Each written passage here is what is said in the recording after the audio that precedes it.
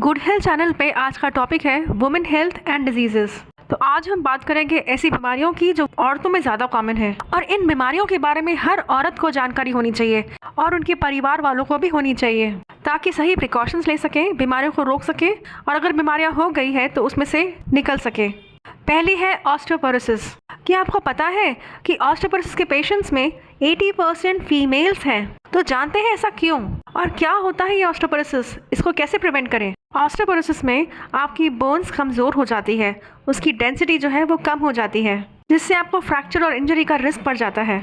सबसे ज़्यादा osteoporosis old age में देखा गया है, यानी मेनोपॉज के बाद फीमेल्स के अंदर, क्योंकि उनका ईस्ट्रोजन लेवल जो है वो कम हो जाता है। बॉडी में कैल्शियम विटामिन डी का लेवल भी कम रहता है, जिसकी वजह से बोन्स कमज़ोर पड़ जाती है।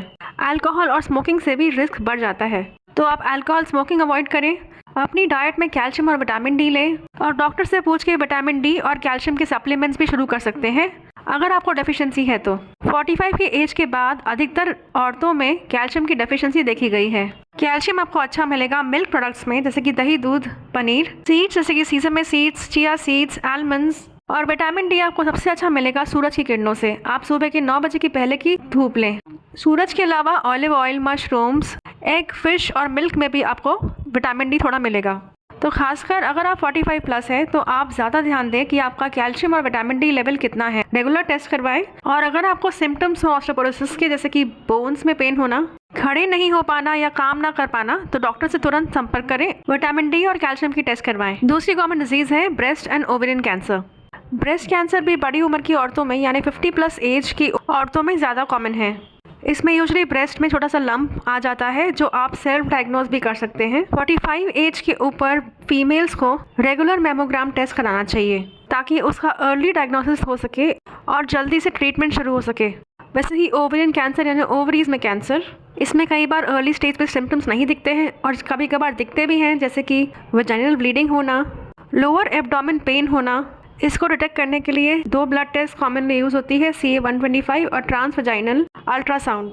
साथ में कंप्लीट पेल्विक एग्जामिनेशन होता है। प्रेगनेंसी से या बर्थ कंट्रोल पिल से या ब्रेस्ट फीडिंग से इसका रिस्क कम होता है। बेसिकली जो भी ओव्यूलेशन को कुछ टाइम तक रोक दे, उसे ब्रेक दे, उससे ओवेरियन कैंसर का रिस्क कम हो जाएगा, ऐसा स्टडीज़ कहती है। चौथी डिजीज़ है यूरिनरी ट्रैक इन्फेक्शन। ये बैक्टीरियल इन्फेक्शन की वजह से होता है और फीमेल्स में ज़्यादा होता है, क्योंकि फीमेल्स की यूरेथ्रा छोटी होती है मेल्स के कंपैरिजन में, जिसके कारण बैक्टीरिया जल्दी से घुस जाते हैं। इसको ट्रीट एंटीबायोटिक देके किया जाता है।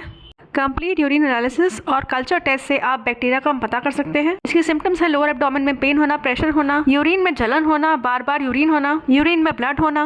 और पांचवी बीमारी जो औरतों में ज्यादा होती है वो है migraine. Females to males ratio 3:1 है, यानी हर 4 माइग्रेन के पेशेंट्स में 3 फीमेल्स हैं। जेनेटिक्स, हार्मोन्स और एनवायरमेंटल फैक्टर्स से माइग्रेन हेडेक ज़्यादा होता है।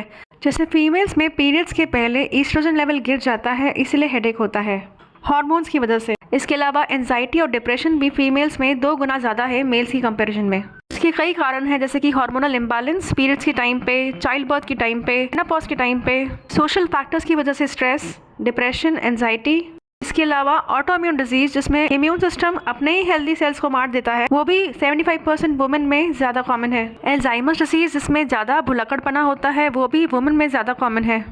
पोस्ट मेनोपॉज ईस्ट्रोजन लेवल का गिरने से हार्ट डिजीज़ का होने का रिस्क भी बढ़ जाता है। अमेरिकन हार्ट एसोसिएशन कहता है कि हार्ट स्ट्रोक और हार्ट डिजीज से फीमेल्स का मरने का रिस्क ज़्यादा है। फीमेल डेथ्स का नंबर 1 कारण है हार्ट डिजीज़, और थायराइड डिजीज़ भी फीमेल्स में ज़्यादा होती है मेल्स की अपेक्षा।